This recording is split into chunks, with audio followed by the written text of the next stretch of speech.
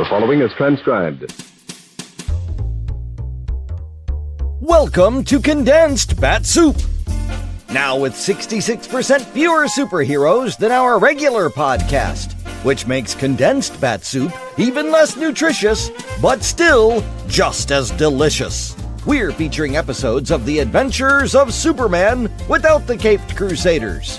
Tie on your capes for lots of bigotry, plenty of cowardice, and urgent concern galore.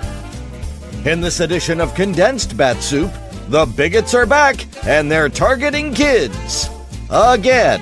It's Chapter 1 of The Skin Game, as originally broadcast on April 2nd, 1948.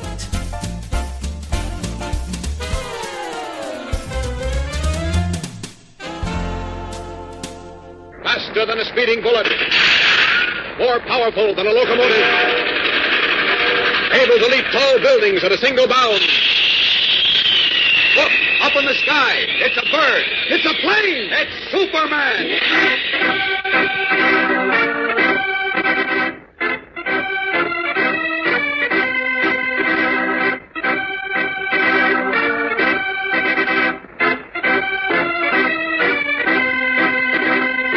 Yes, it's Superman, strange visitor from the planet Krypton, who came to Earth with amazing physical powers far beyond those of mortal men, and who, disguised as Clark Kent, mild-mannered reporter for a great metropolitan newspaper, wages a never-ending battle for truth and justice.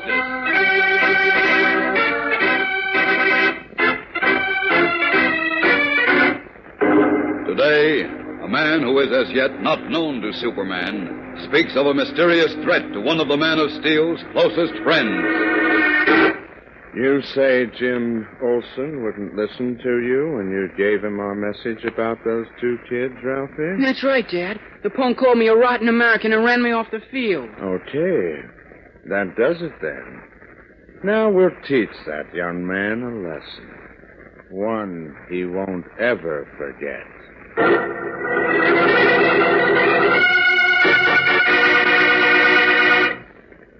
At this moment, gang, an 81-year-old explorer, holder of the Congressional Medal of Honor, sits near the window of his home in New York and remembers.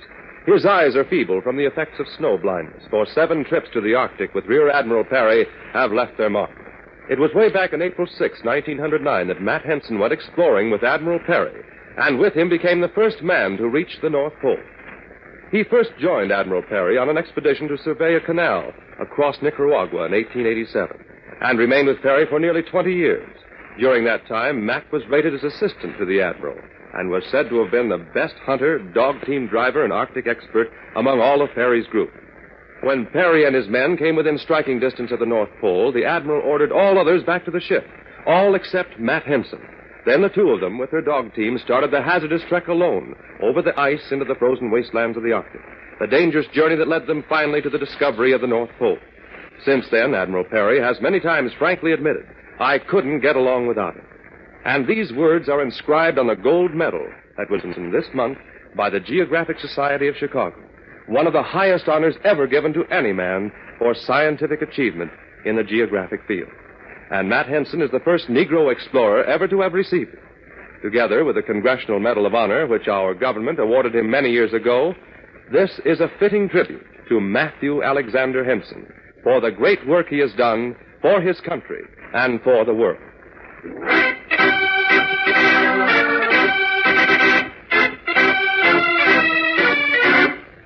And now, the adventures of Superman. A week has gone by since Clark Kent, with the aid of Batman and Robin, foiled the attempt by Biggie Conroy to prove that Kent was Superman. And during that time, believing his troubles were over when Conroy and his followers were carted off to jail, Kent, who was supposedly suffering from injuries, secluded himself in his apartment, unaware that other enemies were preparing new and serious trouble for himself and his friends. Now, in the large, busy city room of the Metropolis Daily Planet, Beanie Martin, the copy boy, stops at the desk of cub reporter Jimmy Olsen. Hey, Jim, Mr. Burrow says for you to write a new lead on this story. Jim. Huh? What'd you say? I said Mr. Burroughs wants you to write a new lead on this story. Oh, what story? This one. What for? On account of he says this one is no good, that's what for. He wants to know what's the matter with you. He says this is the worst lead you ever wrote. What is? Jumping geraniums, Jim. What is the matter with you? Oh, nothing. Nothing. I've been standing here talking to you, and you didn't even hear a word I said. What are you talking about, Beanie? You see? You've been like that for a couple of days now. Oh, I've got troubles, Beanie. Are you broke, maybe? I can lend you $1 or two. No, thanks. It isn't money. Well, then what is it? Well, I don't want to talk about it. But look, Jim, I'm your friend. Maybe I can help you. No, you can't help me. I don't know if anybody can. Jeepers, is it that bad? Oh, excuse me, that's my phone. Hello? Yeah, this is Jim Olsen. Oh, hello, Coach. What? Sure, I talked to him. Just long enough to tell him what I thought of him, and then I told him to chase himself back into his rat hole. Of all the rotten little... Well, I don't care what it might mean. Those boys are just as good as he is. A lot better. And if he thinks he can push them around, he's got another thing coming. Jeepers, what's going on? Look, I'm not worried about myself, because I don't think they've got the guts to do anything. But I wouldn't back down on this even if it meant my life. Yeah, you bet I will. Okay, I'll be seeing you. So long. All the rotten, dirty... What goes on, Jim? They think they can scare me into backing down. They're crazy. Oh, what do you mean? I don't want to talk about it, Beanie. Beat it. But, Jim... Beat it, I said. This is my problem, and I'll work it out myself. No matter what happens. Okay. Gee whiz. I better see Miss Lane about this.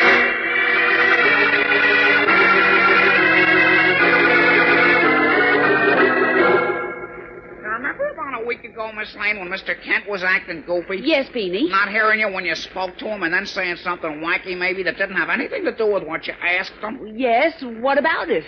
Well, Jim's caught it. Jim Olsen? Uh-huh. Didn't you notice? Why, no. I've been out of the office for a couple of days, Beanie, on a story. Why, what's wrong with Jim? Well, that's what I want to know. He sits around moping, not hearing anything you say to him. But why? I don't know. When I pinned him down just now, he said he's got troubles. Really? What sort of troubles did he say? Wouldn't tell me anything, except I couldn't help him. For In fact, he said nobody could. For heaven's sake. And just now he got a phone call from somebody named Coates or something. Coates? Something like that. I couldn't hear what the fella said, but Jim got crazy mad. He said he told somebody off and he wouldn't back down now, not for anything. Not even if it meant his life. Good heavens, Beanie, that sounds serious. I think I'd better... Oh, hi, Mr. Kent. Hello, Beanie. Oh, Clark, I'm so glad. You're just the person I want to see. Yes, what is it, Lois? It's about Jim. Beanie tells me he's been acting very strangely. Strangely? Yes. What do you mean by that, Beanie? Well, he's worrying so hard, Mr. Kent, he's getting wrinkles. Is that so? Uh-huh. And he's all the time glooming all over the joint. And, you know, not hearing when you talk to him and then giving you goofy answers and stuff like that. That's not like Jim. Jim got a phone call just now, Clark, from somebody named Coates. Do you know anybody named Coates? No, I don't think so. Well, anyhow, Beanie says Jim got very angry. I never saw him so And mad. he said he wouldn't back down now, not even if it meant his life. Wouldn't back down on what? He wouldn't tell me. All he'd say is that he's in some bad trouble. I was going to talk to him, Clark, but now that you're here, well, you know, Jim's always sort of looked up to you. And... I'll talk to him, Lois. Matter of fact, I'll talk to him right now.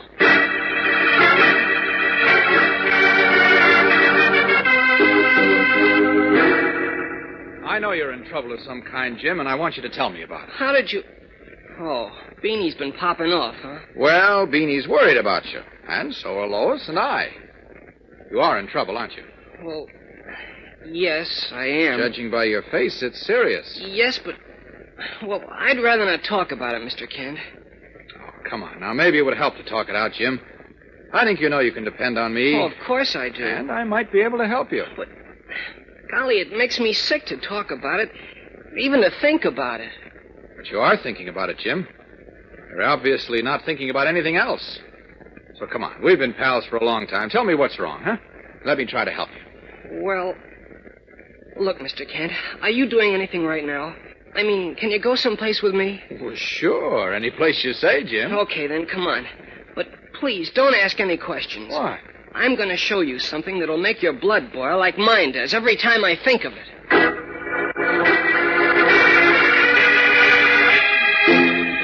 Followed by Clark Kent, Jimmy Olsen hurries from the Daily Planet. What is the serious trouble he is in? And what is he going to show Kent? We'll be back in a moment for the startling climax of today's episode, so keep listening.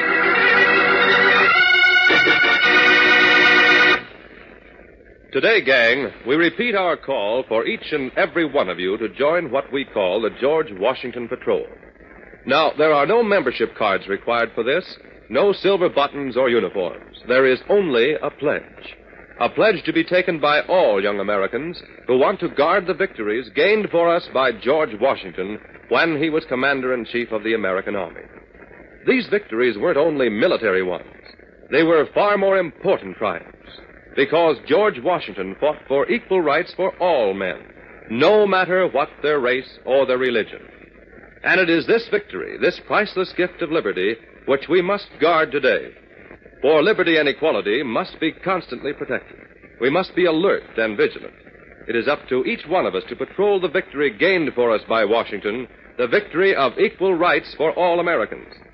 The finest tribute you can pay the father of our country is to join the George Washington Patrol. So here is the pledge you must make. Please raise your right hand and repeat after me. I believe in the code of the George Washington Patrol, which says that no man on earth is better than any other because of the color of his skin or the way he worships God. And no member of the George Washington Patrol shall ever treat a fellow American unfairly just because of his race or religion. I do so solemnly promise.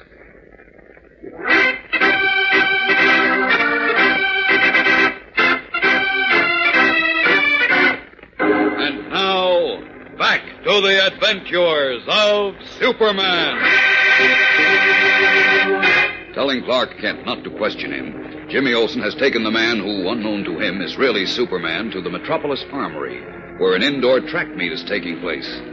The stands are well filled with spectators of high school age who are cheering noisily for the young competitors in the track and field events. Puzzled, Kent follows Jimmy, who has donned an official's badge, onto the field beside the oval track where a race has just been concluded. I don't get it, Jim. Why did you bring me here? Well, this is the West Side City Playground meet, Mr. Kent. I'm the manager and kind of assistant coach of the Unity House track team, you know. Yes, I know, but what's that got to do with this serious trouble you're in? Oh, plenty. Your You see, attention, please. wait a minute. Here comes an announcement. Results of the first race. The 220-yard dash. The winner, Howard Jones of Unity House. My dog, Howie did it. One of your boys? Yeah, and he's the one who... Oh, hold it, Mr. Kent. Of the Morton Street Playground. Third, Harry Mason of Grove Street Playground. Fourth, Alan Green of Willow Church. The time was 23 seconds flat. A new city playground record. Hey, that's wonderful time for the 220, Jim. Sure, a new record made by Howie Jones. The guy those rats didn't want to let us run. Who didn't want it? Why? Well, you see... Oh, wait, here comes Howie now. I want to congratulate him. Oh. Nice work, Howie. Congratulations, fella. Thanks, Jim. Thanks a lot. Oh, I want you to meet Mr. Kent, star reporter on my paper. Mr. Kent, this is Howard Jones. Glad to know you, Howard, and congratulations on setting a new record. Thanks, Mr. Kent. I'm glad to know you. Look, Howie, Ralph didn't bother you anymore, did he? Well, no, not me, Jim. But he called Bobby on the phone last night. He did, huh? With the same line? Yeah. What did Bobby tell him? He hung up on him. Good. That's the way to treat those guys. May I ask what this is all about, Jim? Howie, do you mind if I tell Mr. Kent about this? Well, if you think it's okay, Jim, go ahead. Swell. Look, Mr. Kent. Hold it a second, Jim. Let's see who wins the 50-yard dash. Who's your boy in this? Bobby Lee, number 5. Oh? On your mark. Watch him run, Mr. Kent. He's like lightning. Get set. Yeah, he'll win this race hands down. There goes the starter's pistol. They're off. Jim! Jim! Jimmy! Jimmy, what happened? I don't know. He just fell down. Great Scott! Jim's been shot!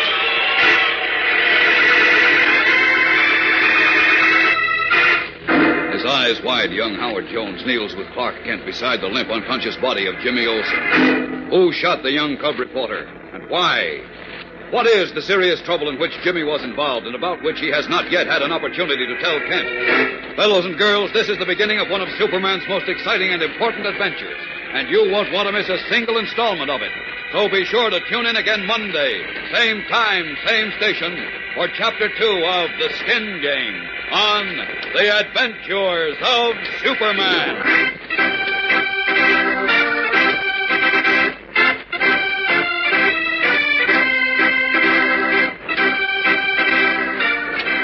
Superman is a copyrighted feature appearing in Superman DC Comics Magazine and is brought to you Monday through Friday at this same time.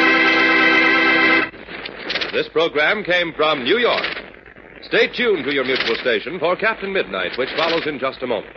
And right after Captain Midnight, you will hear Tom Mix and his Ralston Straight Shooters. This is the Mutual Broadcasting System. And now, faster than a speeding bullet, Condensed Bat-Supe proudly presents Chapter 2 of The Skin Game, as originally broadcast on April 5th, 1948. Faster than a speeding bullet.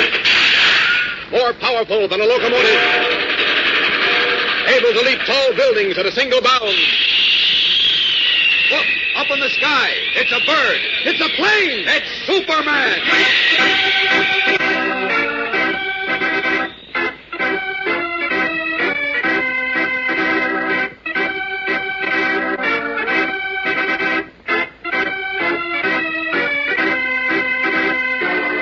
Yes, it's Superman, strange visitor from the planet Krypton, who came to Earth with amazing physical powers far beyond those of mortal men, and who, disguised as Clark Kent, mild-mannered reporter for a great metropolitan newspaper, wages a never-ending battle for truth and justice.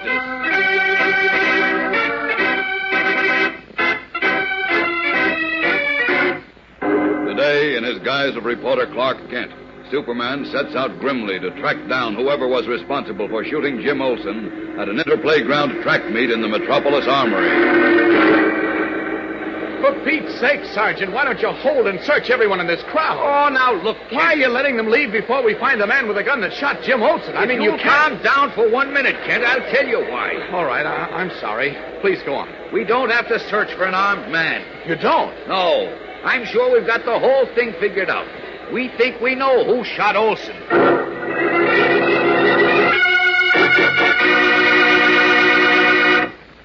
The sun beat down upon the crowded sidewalk, teeming with men and women of every language, race, and religion, where the 9th Street AC was playing baseball in New York's Lower East Side.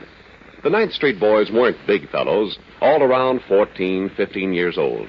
Benny, the thinnest and scrawniest of them all, but their best hitter, was at bat when, "Cheese it!" screamed a small kid in alarm. "Here come the Tiger Gang!"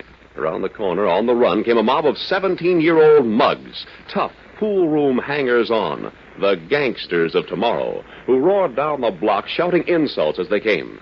The 9th Streeters, outweighed, outnumbered, started to dive for the nearest alleyways and cellars, when Benny's voice halted them in their tracks. "Hold it, fellows," he yelled. "I'm sick and tired of running from those bullies. I ain't budging." A howl of glee came up from the oncoming 12th Street gang. The biggest of the mob rushed Benny with murder in his eye. They seemed so unfairly matched that it was like watching the fight between an angry wasp and a furious lion. But this time, to the undying memory of every boy there, the angry wasp won, and the lion wound up looking like a blob of raw beefsteak. And in the crowd, watching that now historic fight, was a fight promoter who, in Benny, saw a future champion. He gave him his chance, and that plucky East Side boy became the undefeated lightweight champion of the world, Benny Leonard. In a few minutes, I'll tell you more about this beloved champion, so keep listening.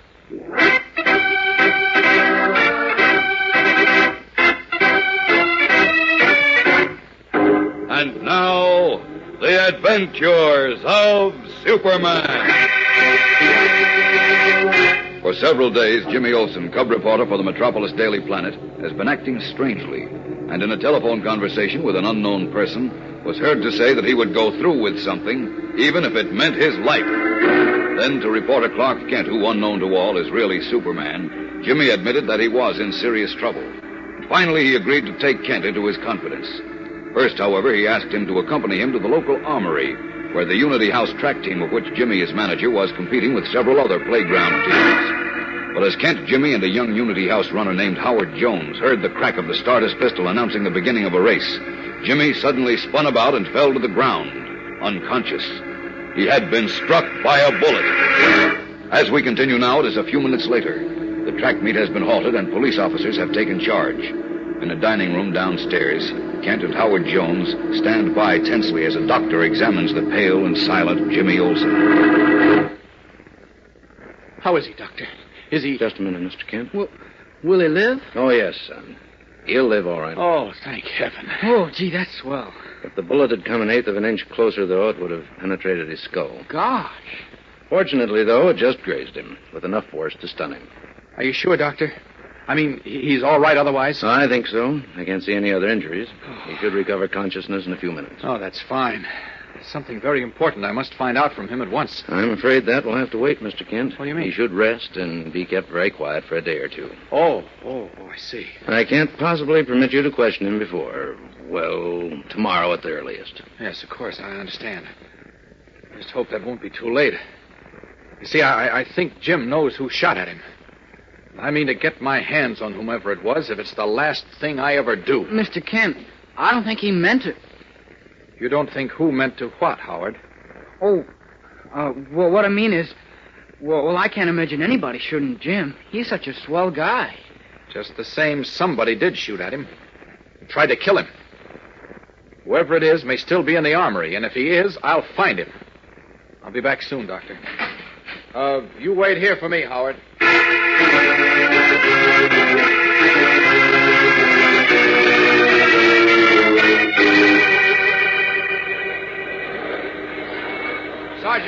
Sergeant Healy. Oh, hello, Kent. How's young Olsen? He's going to be all right. Thank the good Lord for that. He's a fine lad. One of the best. And I'm going to find the devil who tried to kill him. Don't you worry about that, Kent. Wait a minute, Sergeant. Most of the people who were here, the spectators, are gone.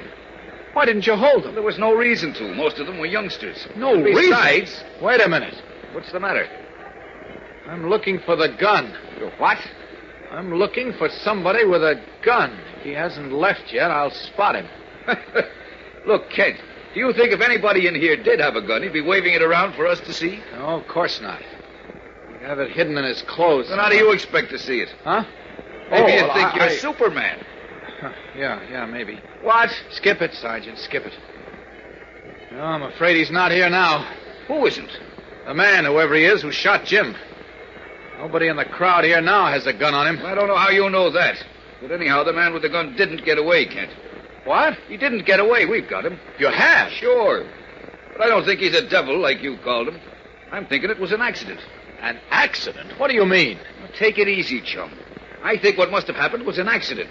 Because this Claridge fella's a well-known guy, and he couldn't have had any reason for shooting Olsen. Well, who's Claridge? City official for playgrounds. He was the starter for the races today. He shot Olsen, but he didn't mean to. It was an unfortunate accident. The poor fella's all broken up. No, you're wrong, Sergeant. He didn't shoot Jim. Well, he must have. Didn't Olsen fall right after Claridge fired his gun to start the race? Yes, but the starter shoots blank cartridges, and besides, Yes, but a real bullet got mixed up with the blanks somehow. No, Sergeant. I was standing right with Jim, and I saw the starter fire toward the ceiling. So even if there was a real bullet in his gun, he couldn't have hit Jim. You must be mistaken, Kent. Well, I'm not. I'm sure of it. Somebody else shot Jim and timed his shot with the starters so it wouldn't be noticed. Now, who in his right mind would take such a chance as that and in front of a big crowd? Well, I don't know, but I'm going to... You've been seeing too many movies, Kent. The starter shot Olsen, not meaning to, of It's course. ridiculous, Sergeant. Yeah? Well, we found the bullet. And I'll bet you a new hat. Our ballistics man says it came from the starter's pistol. I don't bet, Sergeant, which is lucky for you because you'd lose. Say, wait a minute. Howard. Who? Howard Jones. He knows something about this. He's one of those Unity House boys, isn't he? Yes, I think maybe he can clear this thing up. I'm going to see him right now.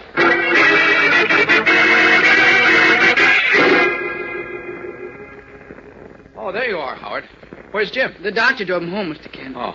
I gotta go now, too. No, wait, Howard. I want to talk to you. Not now, Mr. Kent, please. I gotta get home. My folks are waiting supper for me. I won't keep you long, son. I just want you to tell me what you know about this shooting. I don't know anything about it. I think you do, Howard. No, sir. No, I don't. Now, look. Jim told me he was in some serious trouble that obviously involves you. Because he asked you if it would be all right to tell me about it, and you said yes, so... But that was before Jim was shot. Right. All the more reason to tell me what you know. No, sir. No, not me. I don't know anything. Nothing at all. I gotta go home now. My folks... Just a minute, Howard, please. Please, Mr. Kent, let me go home. I tell you, I don't know anything. You know a lot about Jim's shooting, but you're afraid to tell me. Isn't that right, Howard? Yes, sir. I mean, no, sir. Oh, please let me go, Mr. Kent, please. What or of whom are you scared, Howard? Tell me. I just don't know anything. Now, look, Howard. I saw how you acted when you thought Jim might die. You're very fond of him, aren't you? Yes, sir, I am. And don't you want to help me find the person who tried to murder him? Yes, but he didn't try to murder Jim. That bullet was meant for me. What? Yes, sir. Oh, golly, I shouldn't have said that. I'm getting out of here. No, Howard, wait! No, please don't try to make me talk. I don't want to be killed.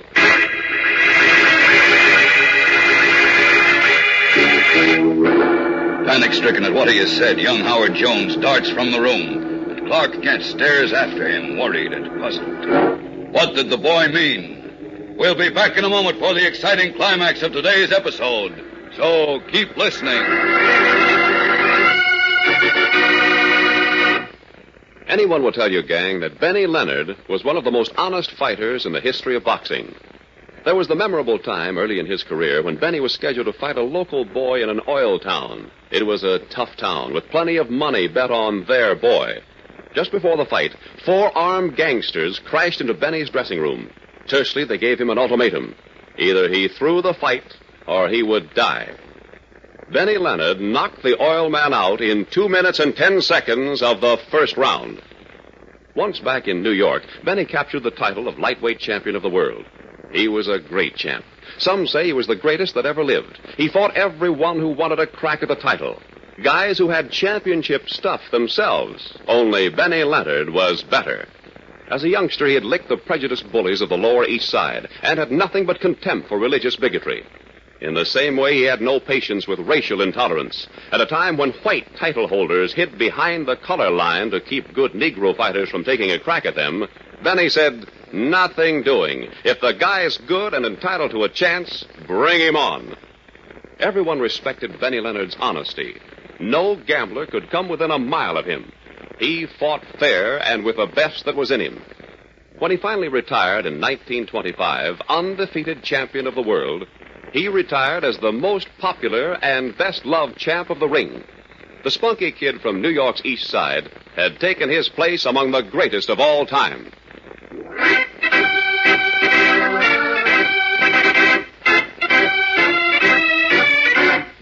And now, back to the adventures of Superman. Across the street from the armory in the twilight shadows, a heavy-set man with beefy face and pale eyes stands by a small sedan. A boy of about 13, his eyes wide with fear, stands beside him. You did it, didn't you, Uncle George? I did what, Ralphie? You shot Jim Olsen. Shut up, you little fool. You did, I know you did. That's why you sneaked up in the balcony where nobody'd see you. Will you shut up? You had your rifle under your coat. You got it there right now, I can see it. So what if I did shoot Olsen? He stood up for those 2 kids, didn't he? Yeah, but she was murdered. I didn't murder him. Besides, I didn't even mean to hit him. I was aiming at that dirty Howard Jones kid. I would have got him, too, if Olsen hadn't moved in front of him just when I was pulling the trigger. But, Uncle George, you almost killed him. So what? He was told not to let that Jones kid and the other one like him, that Bobby Lee, run against our kind. He needs a lesson. But Dad said there wasn't to be any killing. He said he had his own way to handle it. I don't care what your dad said. I got my own ways of doing things. Wait. There he is now. Who? Howard Jones. See? He's just come out of the armory. He's running to make that bus. He's getting on it. Wait, Uncle George, where are you going? He won't get away from me this time. Uncle George! Beat it, Ralphie. Mind you, keep your mouth shut or it'll be too bad for you. What are you going to do? I'm going to get after that dirty Jones kid, that's what. Oh, no, you mustn't. That's... Uncle George, please don't. Uncle George, please.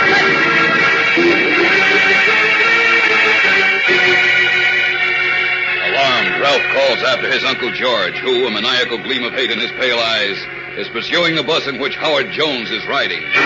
What have Howard Jones and Bobby Lee done to incur the deadly enmity of George Mason and his brother John? Jimmy Olsen has just missed death by the slightest fraction. Now, what will happen to the young track star, Howard Jones?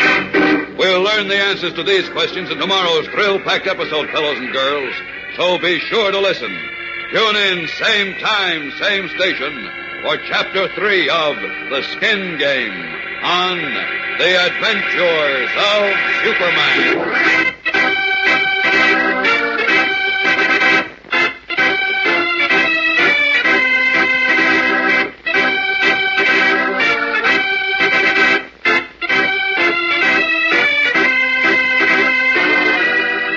Superman is a copyrighted feature appearing in Superman DC Comics magazine and is brought to you Monday through Friday at this same time. This program came from New York. Stay tuned to your mutual station for Captain Midnight, which follows in just a moment. And right after Captain Midnight, you will hear Tom X and his Ralston Straight Shooters. This is the Mutual Broadcasting System.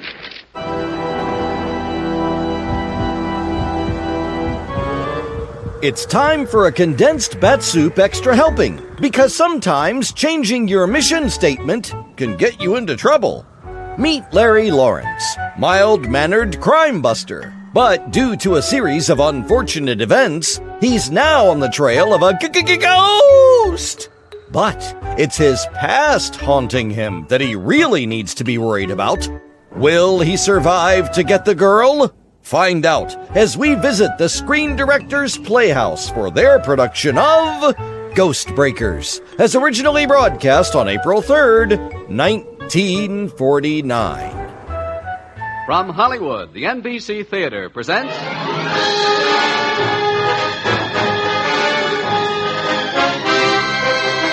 Screen Director's Assignment. Production, The Ghost Breakers. Director, George Marshall. Star, Bob Hope.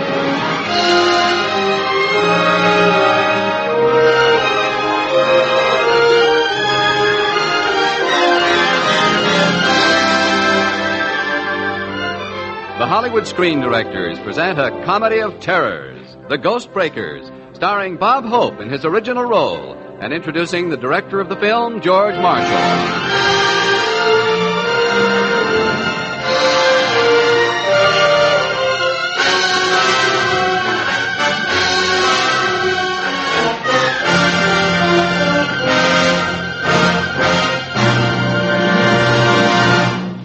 Our guest screen director tonight might be said to have some small knowledge of motion pictures. He's been an extra, stunt man, prop boy, actor, film editor, cameraman, and assistant director. And 34 years ago, he launched his brilliant career as a director of some 385 films.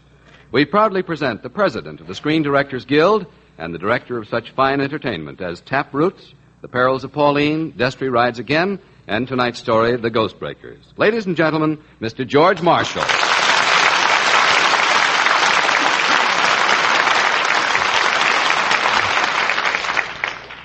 Thank you very much. When we made The Ghost Breakers, the set bore a pretty close resemblance to a case of galloping nightmares.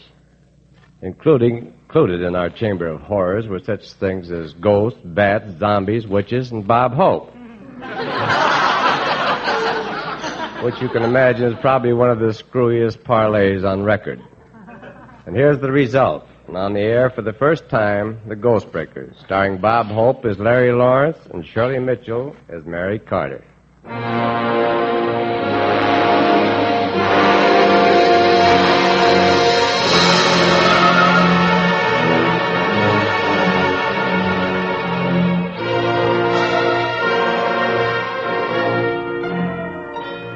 If ever a name struck terror into the heart of the underworld, it's the name of Larry Lawrence, intrepid radio reporter and crime buster.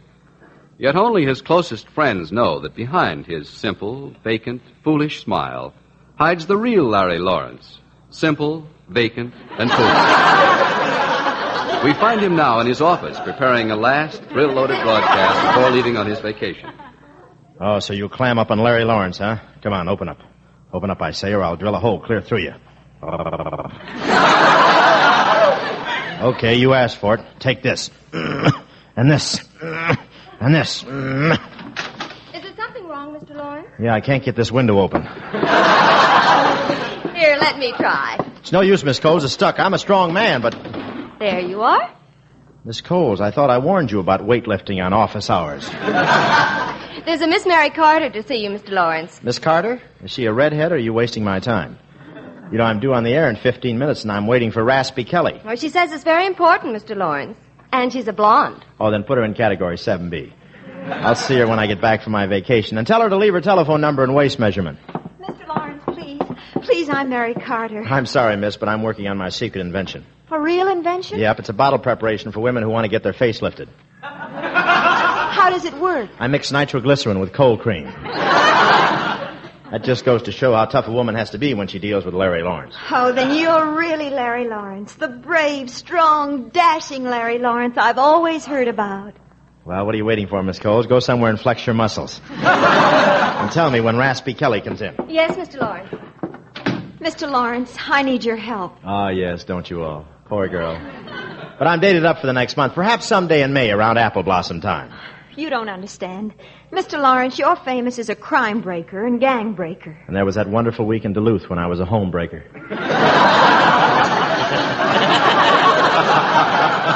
Now I want to purchase your services. I want you to become a ghost breaker. Ghost breaker? I'm sorry, but the only spirits I mess around with come equipped with olives, not shrouds. I'm serious, Mr. Lawrence. I've inherited an island off the coast of Cuba, Black Island, and there's a castle on it called Castillo Maldito. Oh, sure, I've heard of that. Isn't that where Cougat raises little maracas? Now, Miss Carter, you're not going to tell me that castle is haunted. Well, this afternoon, the deed was turned over to me by a Senor Parada. He told me that no one who ever eats dinner in the castle ever lives until breakfast. You mean there's no post-toasties because of the ghosties?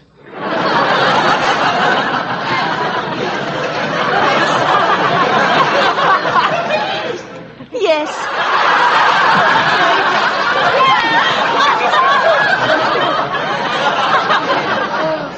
Yes, there is a ghost. Senor Parada says it's the ghost of Don Santiago, my great-great-grandfather. That's why I'm afraid, Mr. Lawrence.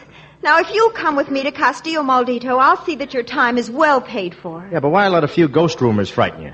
After all, what's a ghost? Just a Ku Klux that's lost his clan. What do you need me for? Here, I received this card in the mail today. Let's see. Death waits for you at Black Island. Well, here's your card, Miss Carter. Thank you and good night.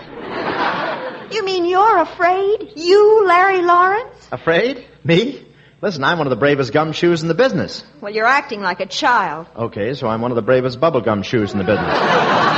It's just that I don't like spirits to send fan mail, and besides, tomorrow I'll be in the mountains, so take your ghost postage to somebody else. Ah, that mountain there, that's the life. You go to the window at 6 o'clock in the morning, open it, climb in, and go to bed.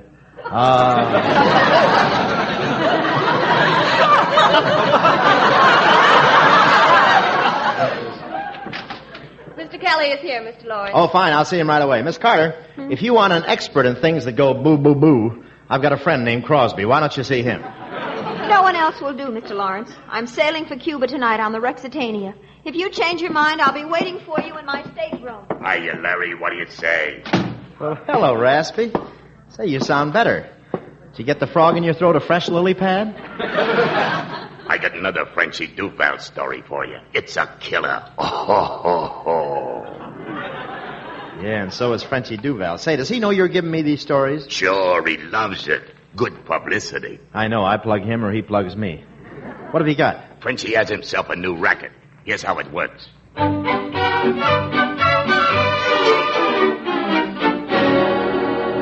And now, folks, here's a last-minute scoop. Frenchy Duval has a nice new racket, Baby Laundries. You know the kind I mean, with a slogan. This is the little one's laundromat. Frenchy discovered that there were about 2,000 of them in the state all making money. Without even telling his closest pals, he moved in and three-cornered the market. And so today, Frenchy is really cleaning up the hard way.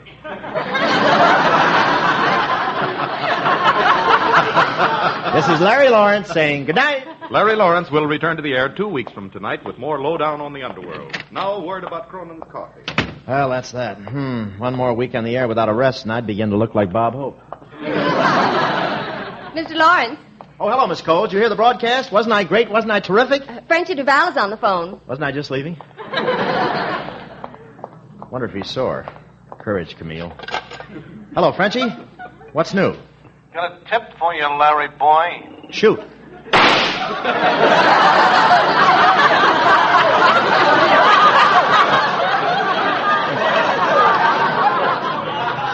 I had to open my big mouth. What was that? That was Raspy Kelly saying goodbye. Raspy Kelly? But you're not mad at me, are you, Frenchie? Oh, no. I told you I got a tip for you. Here, get this. A certain radio reporter was found in a ditch riddled with bullets. Yeah? When did it happen? Probably tomorrow.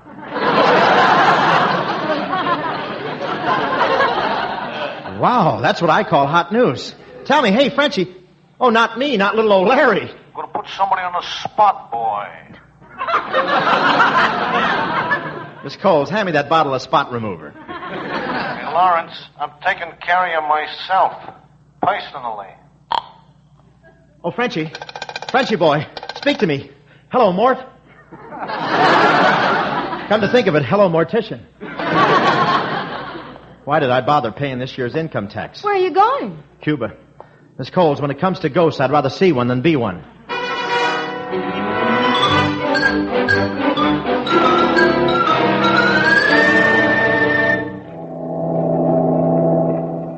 Larry, I'm so glad you decided to come. Some stateroom you got on the ship. You ought to see mine. It's so far down I can use the propeller to whip up my shaving cream.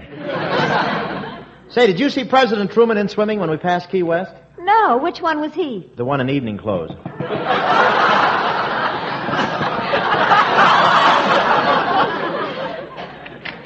Yes? Radiogram for you, miss. And there's one for Mr. Lawrence, too. Oh, thank you, Stuart. Well, who'd know I was aboard? Oh, here's your telegram. Well, isn't that nice? Mine must be from the Cuban Chamber of Commerce. What does it say? See Cuba and die. Hey, wait a minute. It's signed Frenchie Duval. Stop the ship. Man overboard. Stop the ship. Guzzle the mainsail. Box the compass. Larry, please. What? Larry, look at my telegram. What are you excited about? It just says, an empty coffin waits on Black Island. Gee, does Pierce Brothers know about this? You think we should make the one friendly call that covers all?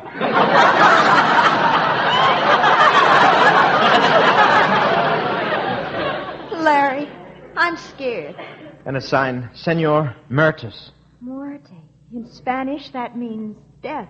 I know his brother, Rigor Mortis. You poor kid, you really are in trouble, aren't you? I'd be in a lot more trouble without you to help me. Yeah, I'm brave. Two-gun Larry Lawrence. When I find out who's threatening you, I'll break him in two and use half in the castle and half in the bathroom. Sure, that's me. Courage on the loose. Only it isn't so. What do you mean, Larry? I'm running away from myself, from some gangsters in New York. Oh, I didn't know. Look, Mary, we're both in trouble. Let's play it together, huh? You stick by me, and I'll stick by me, too. Seriously, Mary, You know, you're beautiful. I'm frightened. Hello? Hello? This is Senor Parada. Mary, it's Parada, the guy you were telling me about. Who is this speaking? Never mind about me. What's the idea of scaring Miss Carter with all that ghost stuff? Ghost? I'm sorry, but I must have the wrong stateroom. Hello, Senor Parada. Parada? That's strange. I wonder why he's on board.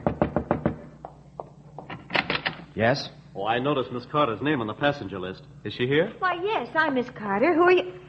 Why, you're... That's right, Jeff Montgomery. May I come in? Oh, please do. We met at the Store Club a few weeks ago. Yes, of course. Mr. Montgomery, this is Mr. Lawrence. You traveling to Cuba, Mr. Montgomery? Yes, my home's in Havana. Oh, we're going to Havana, too. And then on to Castillo Maldito on Black Island. Say, I'd heard that jinx was wished off on... Not you. Yeah, we won 2 glorious weeks there on Ladies Be Seated. Miss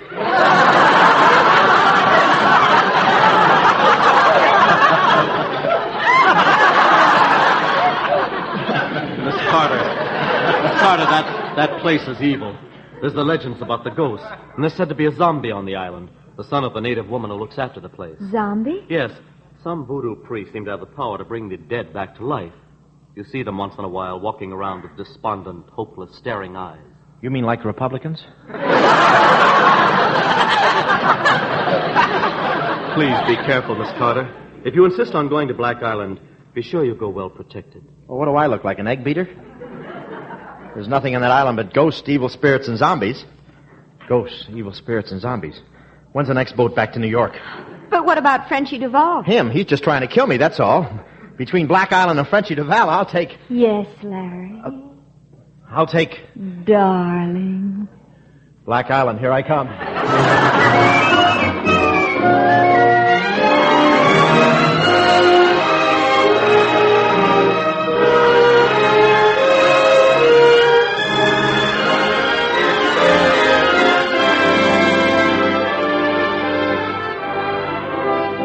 You are listening to the Hollywood Screen Directors presentation of The Ghost Breakers, starring Bob Hope with Shirley Mitchell, and introducing the director of the film, George Marshall.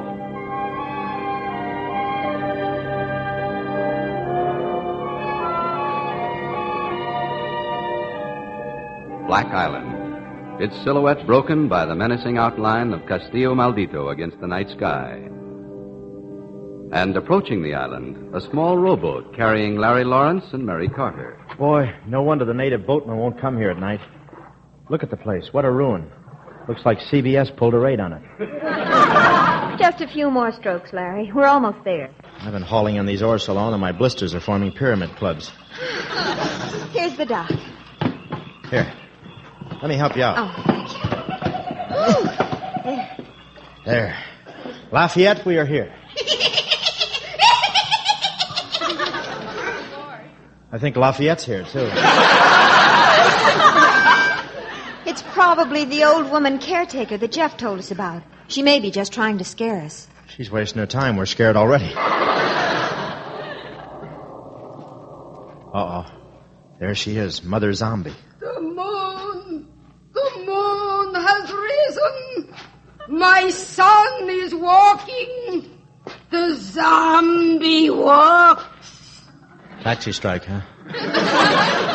Go away. Go away or zombie get you. What you want? Could we interest you in a subscription to Weird Stories magazine? This is my island now. I've inherited the Castle Maldito. No, my island. Sounds like Marilyn Monroe's mother. Gee, great night for a murder. Who told you? Oh, huh?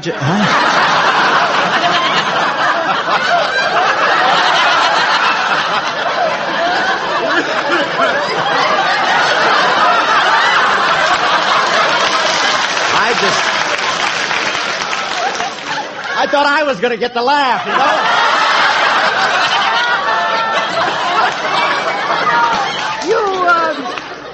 You look for other men? What?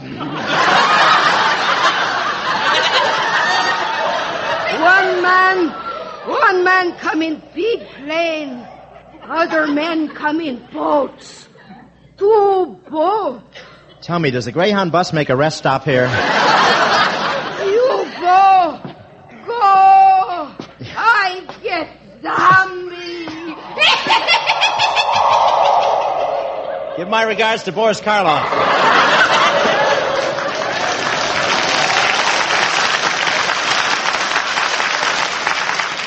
Come on, let's get into the castle.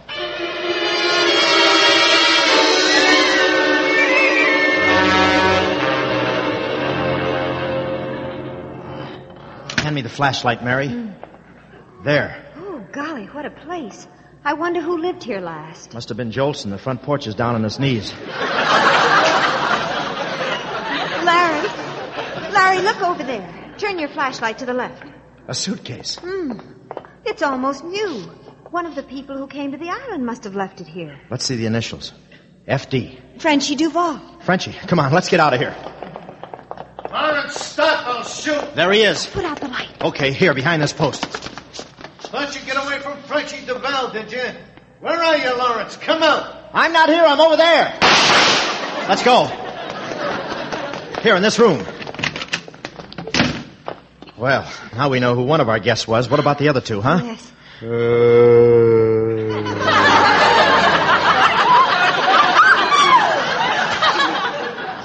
I don't know, but I think I could spit and hit one of them. Oh, it's just the wind. If it is, it's the first time I ever heard a breeze with adenoids. You, strangers. I kill strangers. Oh, Larry, it's the zombie. It's the living dead. I never saw anything like it. You never played Philadelphia.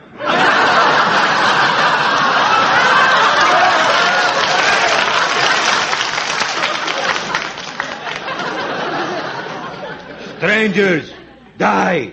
Hey, strangers, that's us. Zombie, kill. Sorry, but I gotta see your union card. Oh. Larry, you stunned him with your flashlight. Help me drag him into the closet. Okay.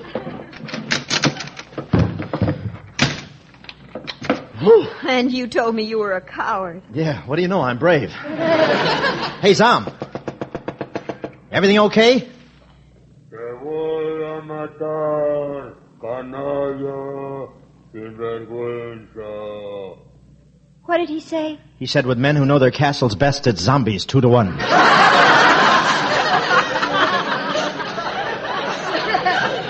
Come on, let's see what else is going on in Nightmare Alley.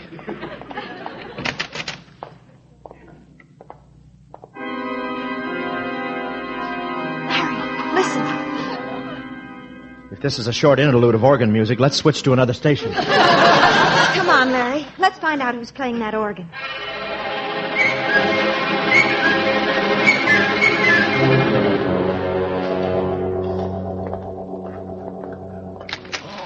The organ. There it is. Yeah, and those things around it are either coffins or boxes of king-size Cuban cigars. Nobody here now. Wonder who was playing it.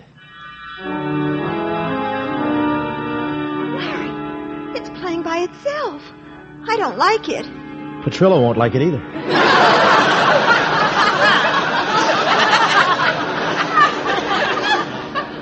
Maybe somebody put a nickel in it. There's no one there. Why, that's ridiculous. Only a ghost could do that, and there's no such thing. If there really are ghosts, I'd lose my mind. I'd end up in the snake pit. Move over, Olivia. Hey, do you see what I see? On the organ bench.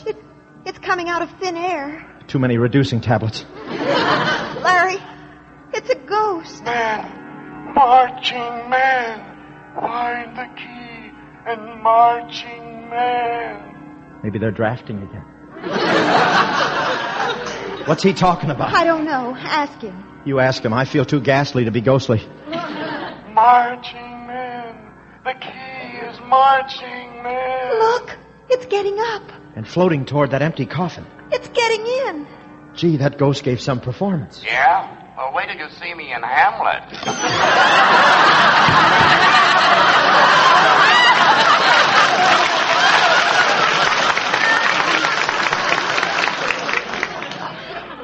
Come on. I'm going to find out what's really in that box. Look, on the side, there's a plate. Why, it's the coffin of Don Santiago, my ancestor who built the castle. Let's get the lid up. Larry, there's nothing but a skeleton. Yeah, old man Mose sure is dead. Larry, I think he was trying to tell me something. Something about the marching men. He wants me to look for something. Look, if he forgot anything when he left, there's no sense looking for it now. Let's go. Don't forget that Frenchie Duval is looking for us, and there's 2 other characters around somewhere. Larry, turn your flashlight over there, above the organ. Isn't that an inscription? Can you make it out? I think, yes. Let me see. God's treasures in abundance lie. Something heavenly key before they die. There's more to this than meets the eye. The ghost. It said something about a key, Larry. How can we look for a key? We haven't even got a keyhole. Well, keys could mean music. Look, let's keep moving around. If we stay in one spot, we're dead. Dead. I wonder who thought up that expression. The marching men must have something to do with it. We'll ask him on the 4th of July. Come on. Larry, there, on the wall. Aren't those marching men? Those little figures carved into the stone? Now, if I draw a horizontal line through this marching man, and one parallel to it through this one, and another one, and 2 more... This is a fine time to start playing tic-tac-toe. No, don't you see? It becomes a bar of music. That's what the ghost was trying to tell us. The key is a chord on this organ. Mary, keep playing. Look, down Santiago's coffin. It's shifting off its base, and I don't feel so good myself. Keep playing. Higher, higher. That's enough. Look. It's a secret opening. Yeah. With a flight of stairs. There's nothing down there but some dusty old dungeons. Let Jack Benny keep his money. Come on. Larry, you go first. Okay. But remember, I'm leadoff man on the way back. Say, there's a lantern down here. Yes, and railroad tracks, like in a mine. Yeah, railroad tracks. It reminds me of my hotel room in Scranton. Come on, keep going. Look out, you'll trip over that rail. Oh, did you hurt yourself? What did you land on? This is a comedy. What do you think?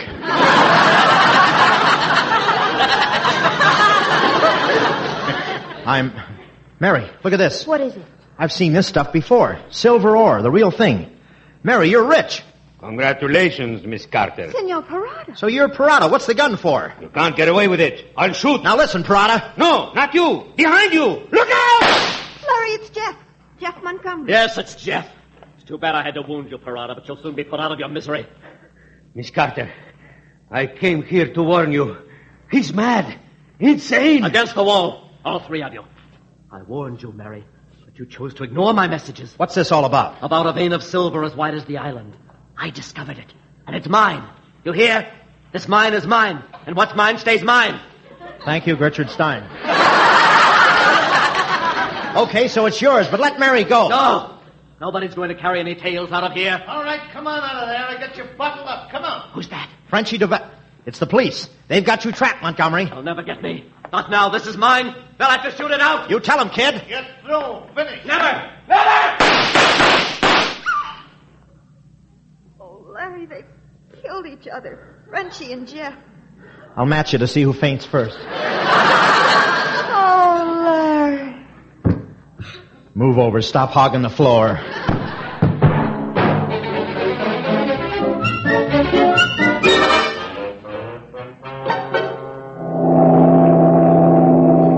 Well, we're on our way, Larry. And a fond farewell to Cuba. We'll leave your castle to Mother Zombie and her bouncing baby boy. Yes. And with Parada taking care of the mine, we'll never have to come back. And now that I'm rich, I'm going to back you in a television show. Yeah, after all those ghosts, it'd be nice to try out a new medium. Oh, what in the world will we do with $100 million? What, honey? What will we do with $100 million? Well, we can always open another hotel in Texas. Get Dorothy Lamour to broadcast. Larry, I still don't understand about the ghost. It must have been real. No, honey, it was just one of Montgomery's tricks. There's no such things as ghosts.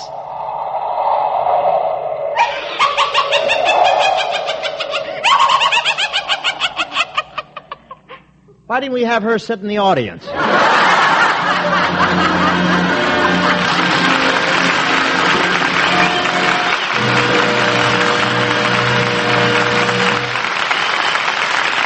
Next week, the NBC Theater brings you a motion picture romance set against the background of memorable music. The story is Music for Millions, and our star will be June Allison. And now here again is tonight's star, Bob Hope, and screen director George Marshall.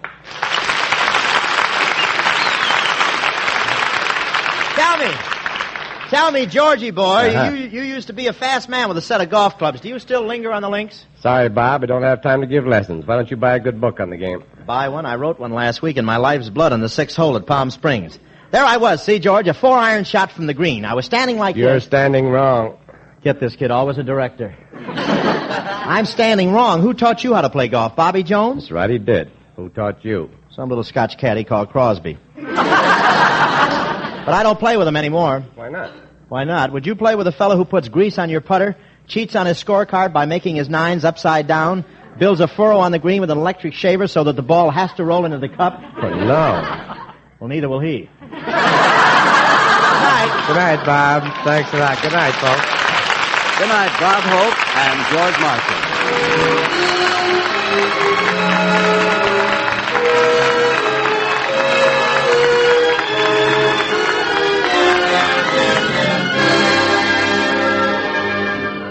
The Ghostbreakers was presented through the courtesy of Paramount Pictures, currently releasing Alias Nick Beale, starring Ray Milland, Audrey Totter, and Thomas Mitchell. Bob Hope will soon be seen in the Paramount picture Sorrowful Joan with Lucille Ball and Mary Jane Saunders. George Marshall's next Paramount release will be My Friend Irma, starring John Lund, Marie Wilson, and Diana Lynn, and NBC's own Dee Martin and Jerry Lewis. Included in tonight's cast were Shirley Mitchell, Donald Morrison, Sheldon Leonard, Jack Edwards, June Foray, Ken Christie, Betty Moran, and Dan Riss. The Ghostbreakers was adapted for radio by Richard Allen Simmons, and original music was composed and conducted by Henry Russell. Production was under the supervision of Howard Wiley, associate producer Ray Dietrich. Your announcer has been Frank Barton. Listen again next week when the NBC Theater presents Screen Director's Assignment. Production, Music for Millions. Director, Henry Coster. Star, June Allison.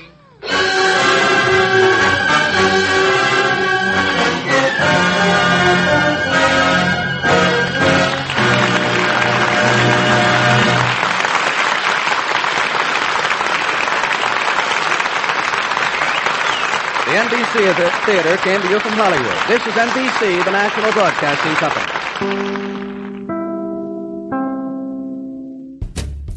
Well, that'll wrap up this episode of Condensed Bat-Supe. Thanks for listening. Be sure to tell your friends to subscribe to Bat-Supe on their favorite podcatcher. We can also be found on YouTube and Facebook. We'll see you next time for another exciting edition of Condensed Bat-Supe as we bring you Chapter 3 of The Skin Game and another fine extra helping. Until then, up, and Truth is stranger than fiction. And this is the proof. This is Ripley's. Believe it or not. In Billsdale, England, Ye Old Sun Inn was rented by the Ainsley family continuously for 500 years. In 1944, the Ainsleys finally decided to buy it. Believe it or not.